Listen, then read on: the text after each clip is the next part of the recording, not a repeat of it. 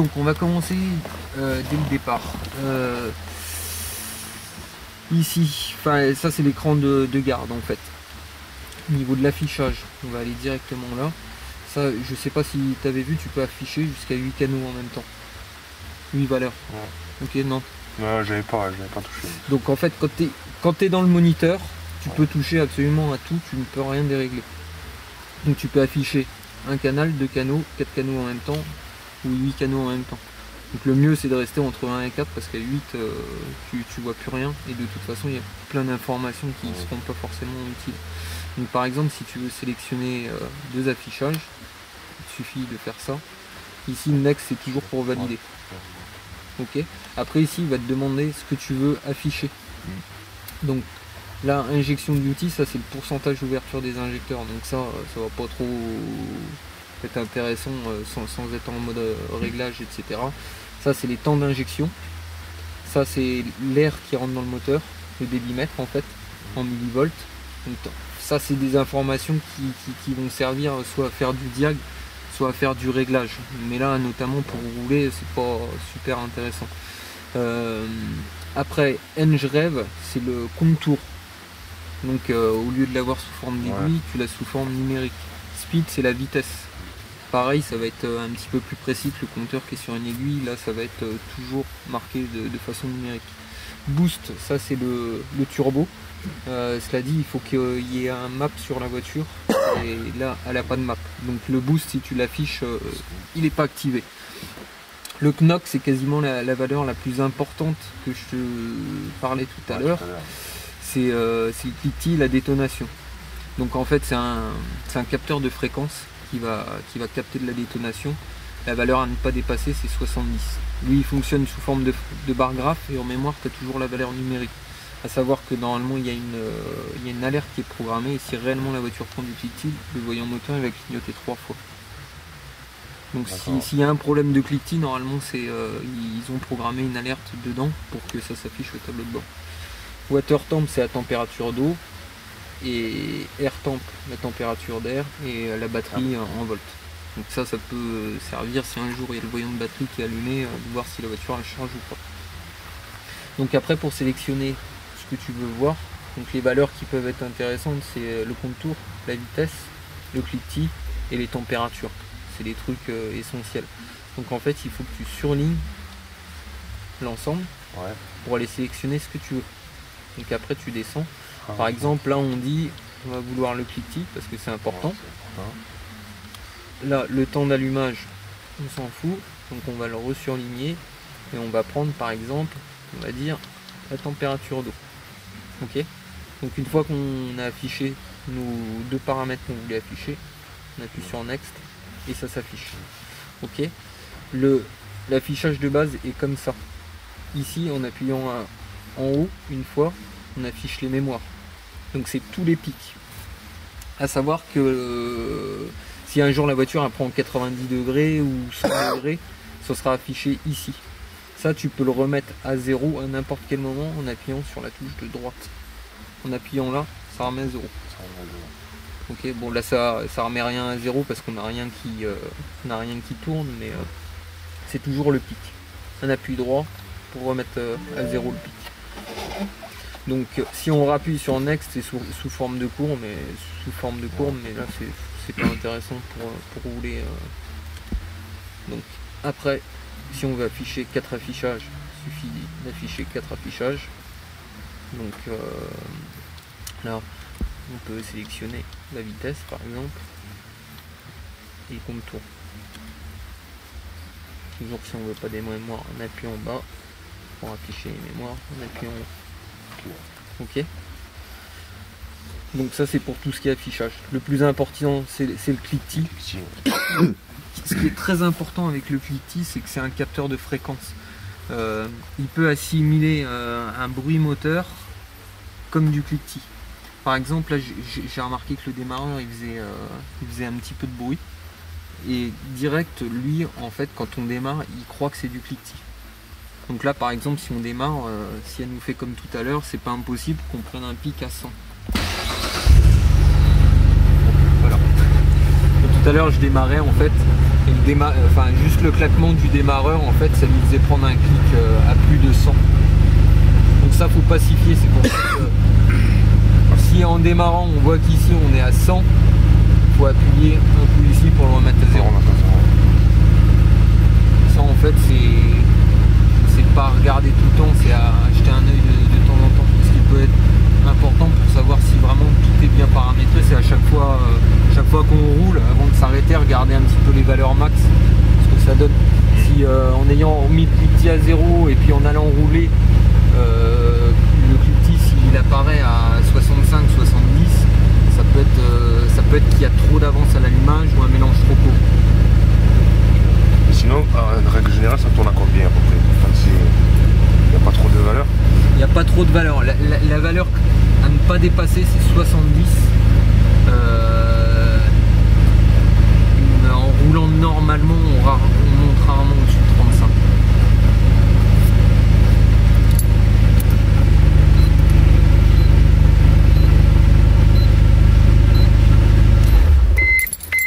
Donc, après, dans les choses intéressantes aussi, donc là c'est tous les affichages. C'est voilà. Bon, c'est pas trop compliqué, non. En fait. Juste acheter un œil de temps en temps. Ici, sur tout ce qui va être réglage, ça, setting, c'est tous les réglages. C'est là qu'il faut faire attention parce que tout est en temps direct. Ça, en fait, c'est la rallonge.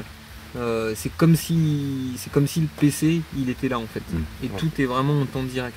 Donc à partir de là-dedans, tout ce qu'on touche va vraiment être modifiable tout de suite, même sur une fausse manip. Ouais, donc toujours, si par erreur on rentre dedans, là on est dans la carte d'allumage par exemple, si on voit qu'on n'est pas au bon endroit, toujours la touche précédente. C'est-à-dire on peut rien faire tant qu'on valide rien. Okay. Donc tout ça en fait c'est pour aller très vite, c'est la carte d'injection, la carte d'allumage, sélectionner les débitmètres. Les débitmètres dedans on peut programmer, là on sait qu'on est sur des débitmètres d'R33 d'origine. Après on pourrait remettre si on voulait qui sont pré-programmés dedans des débitmètres de Z32 ou des débitmètres de RB25. L'avantage de ça c'est qu'en fait ils sont en diamètre 80 alors que les R33 ou les R32 ils sont en diamètre 70 comme sur les 34 mm. Donc nous en fait là-dedans, enfin ça après pour paramétrer les injecteurs, là on voit que les injecteurs sont d'origine. Après en fait dedans ce qui va pouvoir nous intéresser c'est éventuellement un jour si la voiture elle prenait du cliquetis ou je sais pas, si besoin ici ignition, injection c'est un mode dégradé. C'est-à-dire qu'on va dedans. Ici on peut corriger l'allumage ou l'injection sur toute la plage complète de la cartographie. C'est-à-dire que ici on peut lui mettre par exemple moins 5 degrés sur toute la carto. Ici on peut lui mettre plus d'essence si on veut. L'avantage de ça c'est que c'est vraiment un mode dégradé. Et on coupe le contact. Après on remet le contact. Et tout ce qu'on a touché dedans en fait est revenu à 0. Donc ça c'est un mode qui va servir si un jour vous êtes je sais pas Daniel il m'appelle, il me dit qu'il prend du cliquetis sur la voiture. Ici juste en le dépannant ici on peut essayer de régler le problème. Ça peut être un problème d'une pompe à essence qui commence à être malade, d'un injecteur qui pulvérise mal. Ici en fait pour vraiment sécuriser le truc, on peut aller avant de démarrer, ici on essaye avec moins 3 degrés d'allumage et on va voir si le cliquetis réussit à descendre. L'avantage c'est qu'en touchant à ça, on ne touche en aucun cas à tout ce qui est programmé dans le calculateur, juste en coupant ça revient à 0. Donc ça c'est vraiment bien. Donc après tout ce qui est là-dedans, toujours en temps direct, hein, il y a le starter, il y a le... Ici c'est là que je vous disais que j'ai vu que la voiture elle était... Ça c'est la coupure en fait. Après ça c'est tous les réglages de ralenti avec ou sans la clim, en roulant au point mort ou sans le point mort. Donc là elle est réglée normalement. Et ça, si on voulait par exemple, si on voulait la faire couper à 9005, il suffirait d'aller là. Par contre c'est vraiment en temps réel. Si ici vous affichez 9005, elle ne coupera pas avant 9005. Donc voilà, et les dernières choses intéressantes qui sont là-dedans, où est-ce qu'il n'y a pas grand chose qui est Enfin, si. Enfin, ça c'est la version du Power FC que vous avez. Donc ça, c'est pas important. Ici, c'est un mode diagnostic en fait. C'est ce qui va vous informer sur tous les capteurs de la voiture. Donc AF1, AF2 en fait par exemple c'est les deux débitmètres. Donc là on sait exactement quelle valeur il capte actuellement. Si on démarre on va les voir fonctionner, etc. Savoir que toutes les valeurs qui sont ici, si lui trouve une valeur vraiment incohérente, il va toujours la surligner. C'est-à-dire là si on débranche un débitmètre direct il va nous dire j'ai 0 volt, c'est pas normal, il va le surligner. Ça peut servir à trouver une panne si un jour la voiture déconne ou elle veut pas démarrer. Juste en allant dedans, on peut aller voir s'il y a quelque chose qui est surligné ou pas. Ça peut être une prise de débranché, un fil de coupé ou quelque chose comme ça. Après si on ne voit rien de surligné, rien qu'au téléphone, moi je peux par exemple vous dépanner là-dessus par rapport aux valeurs. Parce qu'on retrouve vraiment toutes les valeurs. Hein. Les sondes de température d'eau, les sondes lambda. On sait que le relais d'allumage est bien collé, on sait que le relais du calculateur est bien collé, on sait qu'on est bien au point mort, on sait que l'ADA n'est pas activé, etc. On sait vraiment tout de chez tout. Ici c'est tous les apprentissages de base, donc faut pas trop aller se balader dedans, surtout que c'est écrit en japonais, c'est on ou off en fait. Donc là, boost control, c'est toutes les options. Et c'est ce que je vous disais ici, knock warning. Ouais. Donc là il est activé. Donc ça veut dire qu'il y a bien une alerte de programmer. Donc si réellement il y avait du cliquetis, le voyant moteur il clignoterait 3 fois. Donc lui il est bien programmé.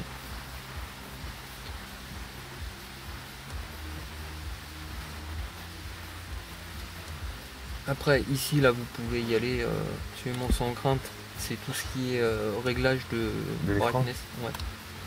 Donc plus on monte, comme sur une Game Boy en fait. Ouais. Exactement pareil. Ici vous montez pareil, ça c'est la lumière. La lumière. Je sais plus comment, il était à 81 je crois. Ouais. Enfin ça vous le réglez comme vous voulez. Et ça c'est la touche à ne surtout pas toucher, ça c'est le formatage. C'est-à-dire que si vous allez ici, vous allez sur Next, il va vous demander quand même si vous voulez confirmer. Si dans la panique vous lui dites oui. C'est bon. C'est en carafe. Tiens, merci, au revoir. Voilà. Donc voilà. On a fait à peu près le tour dans les grandes lignes. Donc moniteur, après vous affichez ce que vous voulez. Avec les mémoires. Après si vous voulez mettre juste 2 écrans, c'est un peu plus clair. Ça c'est vraiment après comme vous voulez. C'est un peu comme la VCR ça non? Non, ça n'a rien à voir. La VCR en fait tu vas régler juste ton turbo. Avec ça tu règles vraiment toute la voiture complète. Il est plus petit mais il est plus complet en fait. C'est un calculateur en fait. D'accord. Lui en fait t'as le fil qui va se brancher sur le calculateur et tu règles tout dans le calculateur. Et tu peux avoir t'as l'option là que Daniel n'a pas, mais t'as l'option en fait où est-ce que le boîtier de boost controller il est intégré dedans.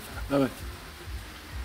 Donc en fait, et après avec la télécommande tu gères et le boost et le calculateur. Ah ouais. Tout gère.